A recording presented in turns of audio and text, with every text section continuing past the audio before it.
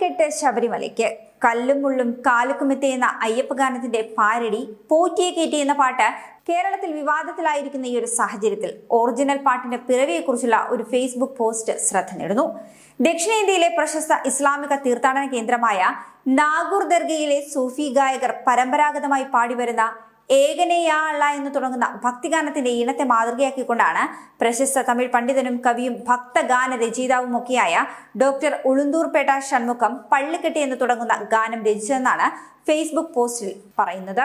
ജാതിമത വ്യത്യാസമില്ലാതെ തീർത്ഥാടക സംഘങ്ങളുടെ തിരക്ക് എപ്പോഴുമുള്ള നാഗൂർ ദർഗയിൽ പതിറ്റാണ്ടുകളായി മുഴങ്ങി കേൾക്കുന്ന ഗാനത്തിന്റെ ഈണത്തിൽ ആകൃഷ്ടനായിട്ടാണ് ജാതിമത വ്യത്യാസമില്ലാതെ അയ്യപ്പ ഭക്തന്മാർ എത്തിച്ചേരുന്ന ശബരിമലയ്ക്ക് വേണ്ടി അതേ ഈണത്തിൽ ഗാനം രചിക്കുവാൻ ഷൺമുഖം തീരുമാനിച്ചതെന്ന് ഈ ഒരു കുറിപ്പിൽ പറയുന്നു.